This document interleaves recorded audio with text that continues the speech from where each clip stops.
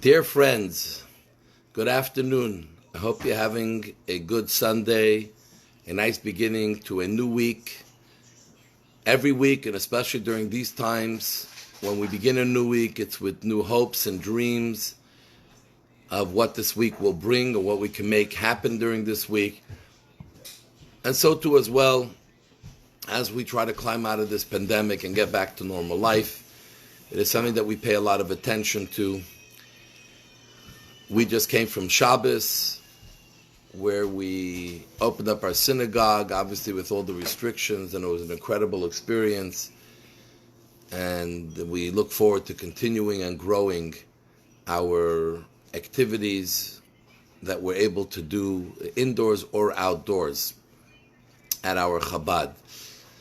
This is the 79th installment of our Inspiration series.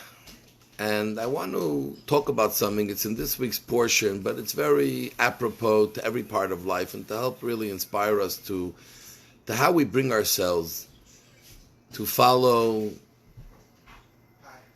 rituals, to follow the laws, to follow the layout of the way the Torah has laid out for us, the behavior that we're supposed to have. And in the mitzvahs, in the commandments that the Torah gave, there are three categories. And of the three categories, two of them are sort of opposites. On one hand, you have what we call a chukkah, a statute. A statute means that it is a law that God gave us that has no known reason for it, no logical reason for it, none that was given to us, and none that we ever really have been able to figure out. And one is kosher. Why is the specific animals' meat kosher and other animals not? Why are certain fish kosher and others not? Why are certain birds, fowl kosher and others not? Why can't we eat milk and meat together? And wool and linen, and this week's portion, the red heifer, all the laws of purity and impurity, and how you become purified. These are what's called statutes. They are laws that are given to us by God that we don't really have an explanation. Not only there's no logic, sometimes it defies logic.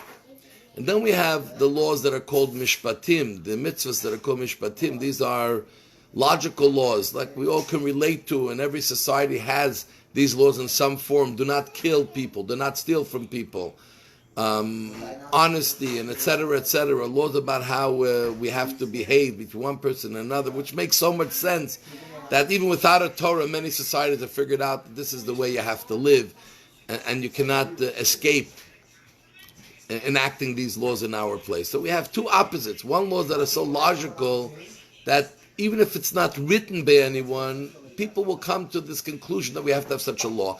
While at the same time, we have laws that are beyond logic, that don't make any sense, and we do them solely because God gave us the Torah. And the question is, if God given us 630 commandments, why does He either tell us the reason for all of them so we can appreciate and understand why we do them? Or if it's not important, why tell us the reason or the logic for any of them?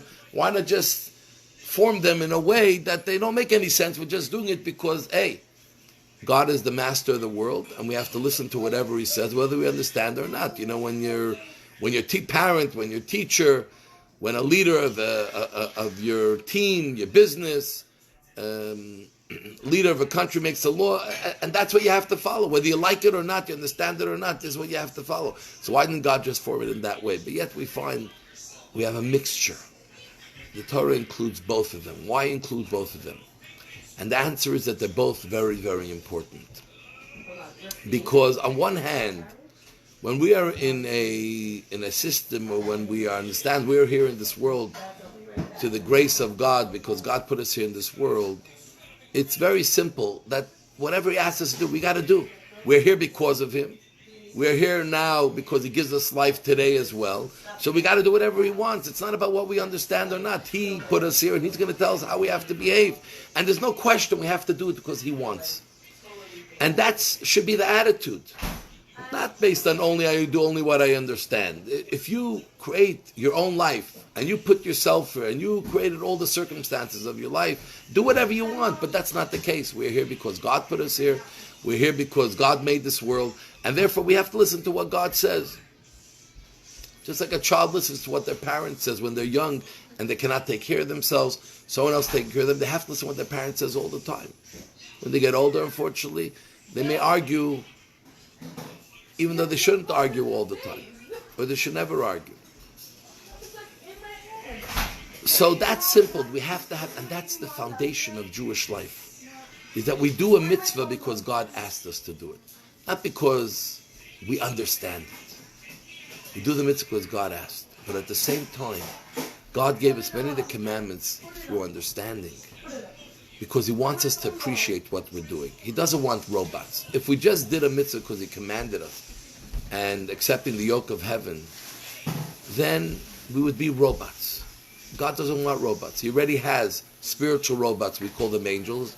They are created and formed in a way that they do exactly what God wants them to do. They have no free choice. God gave us free choice. He gave us free choice for a reason, because He wants us to choose Him. He wants us to buy in, emotionally, intellectually, buy into what we're doing. He wants it to make sense to us. He wants it to capture us fully. He wants us invested in it. So God wants us to have the laws, the mishpatim, that we should have a certain logic. And this is why the Jewish people said Na'aseh v'nishma, because they understood that these are two important components. We have to be subservient and accept what God wants because He wants, and ready to do it. But at the same time, nishma, we got to try to understand and buy into it, because when you understand, you buy into it, you're more excited about it. That excitement flows over to the people around you, your children, and to the world at large, who learn from your behavior. So it's very important that we incorporate both of those things into us. And so it is today. Today we're living in a time when we're listening to things. People are telling us things. Unfortunately, it's different when it's amongst human beings that they make mistakes. They don't know.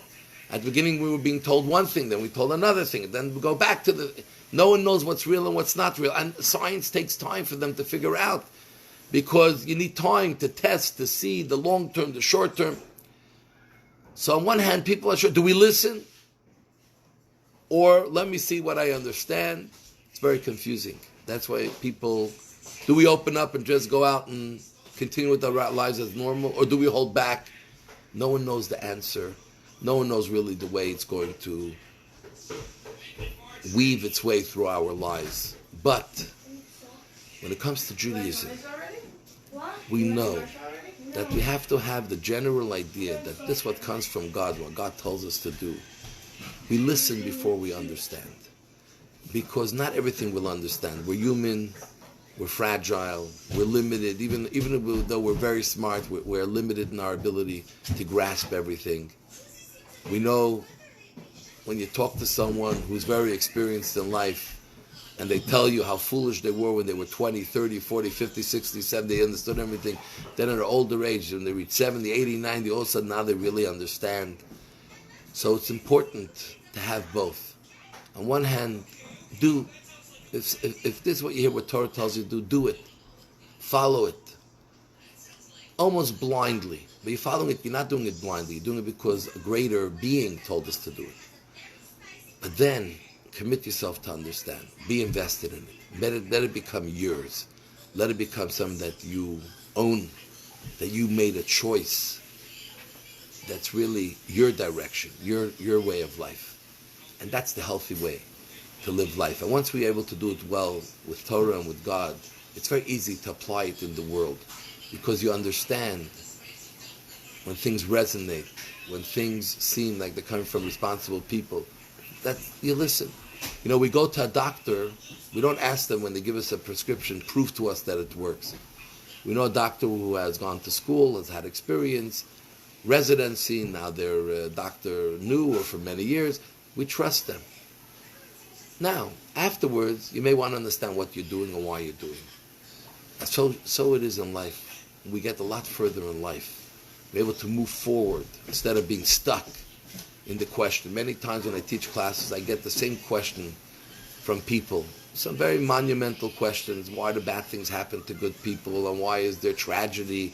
And these are real questions. But if someone is asking that same question for 10, 15, 20 years, or maybe their whole life, and they're not ready to move on, and say, maybe I don't have an answer to this question, but I'll listen anyways, and then my eyes will be opened in a different way to maybe appreciate why I don't understand the answer. or why I don't have access to the answer. Don't stay stuck. Move forward. You move forward by being subservient, not just to anyone who shouts the loudest. For a Jew, we know it's Torah, commandments, where the rabbis articulated.